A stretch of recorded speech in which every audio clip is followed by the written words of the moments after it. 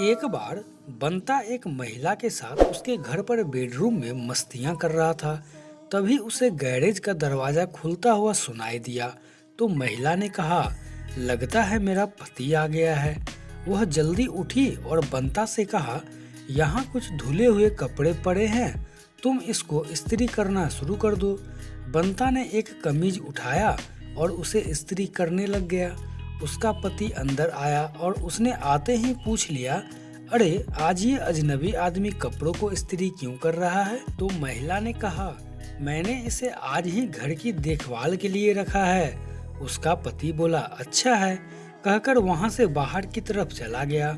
बंता थोड़ी देर वहां रुका और कपड़ों को इस्त्री करके वह बाहर आया और उसने गली में भागते हुए बस पकड़ी। जैसे ही वह घर पहुंचा, उसने सारी बात संता को सुनाई।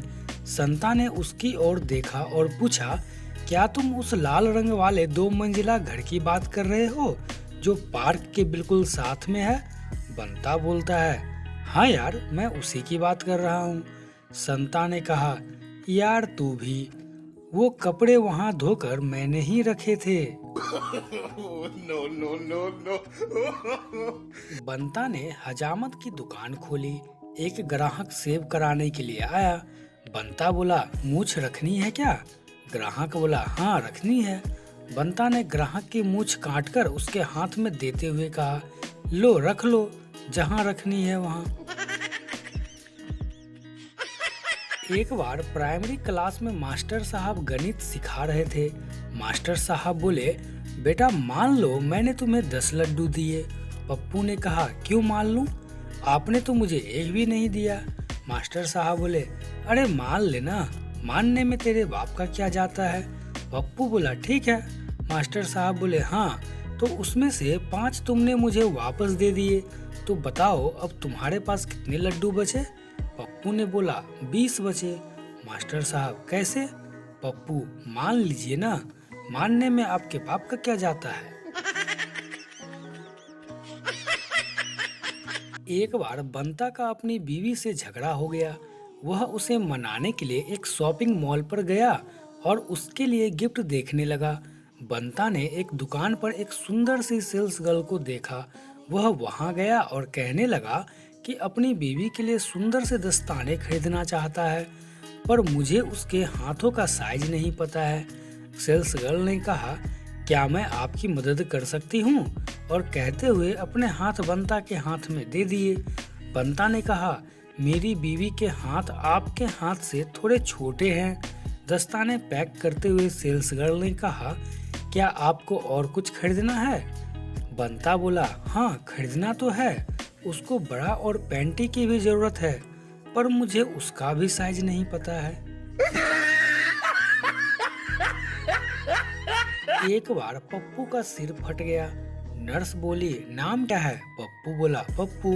नर्स बोली, उम्र क्या है? पप्पू ने कहा, 26 साल। नर्स बोली, शादीशुदा हो? पप्पू बोला, वैसी बात नहीं है मैडम, फिसलकर गिरने से लगी है। एक बार एक पागल भैंस के ऊपर बैठकर घूम रहा था। दूसरा पागल बोला, तुझे पुलिस पकड़ेगी। इतने में पहला पागल बोला, क्यों? तो दूसरा पागल बोला, अबे हेलमेट नहीं पहना है। पहला पागल बोला, अबे नीचे देख, 4 व्हीलर है। कॉलेज वाली मसालेदार होती है, पड़ोस वाली तो कड़क होती है, और ऑफिस वाली मीठी होती है, पर घर वाली बहुत फीकी होती है। होटल वाली तो मस्त होती है, 5 स्टार वाली तो बहुत महंगी होती है। लेकिन एक बात है यार, आखिर चाय होती है। एक बार एक लड़की ब्यूटी पार्लर से मेकअप करा के आई। लड़की ने जैसे ही मेट्रो ट्रेन में चढ़ी, बंगाली आदमी बोला, हॉट। लड़की बोली, थैंक यू डियर। बंगाली आदमी बोला, अरे काहे को थैंक यू? हम बोला, आगे से हॉट, हमको उतरना है। no, no, no, no. एक रात बंता ने बहुत शराब पी ली। उसे बहुत जोर से पेशाब लग गया था। वह जल्दबाजी में शौचालय में गया और इधर उधर कोई ध्यान नहीं दिया और सीधे अंदर घुस गया और खड़े होकर पेशाब करने लगा। जब वह पेशाब करके हटने लगा तो उसने देखा कि वह गलती से महिला के शौचालय में घुस गया है और वहाँ एक महिला भी थी। महिला ने बंता से कहा, यह महिलाओं के लिए है। बंता ने अपने सामान को हिलाते हुए कहा, मैडम ये कौन सा मसाला कूटने के लिए है, ये भी तो महिलाओं के लिए ही है। पप्पू और उसकी गर्लफ्रेंड गाड़ी में बैठे बातें कर रहे थे। बातें करते करते पप्पू थोड़ा रोमांटिक हो गया, पर गर्लफ्रेंड का रोमांस का कोई इरादा नहीं था। तो पप्पू ने कहा, चलो तुम अपने हाथ से मुझे खुश कर दो।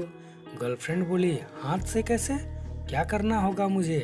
तो पप्पू ने कहा, याद है बचपन में जैसे सोडा की बोतल को हिलाते थे और बाद में उसे एक दूसरे पर स्प्रे करते थे, बस वैसे ही करना है। गर्लफ्रेंड बोली, ठीक है।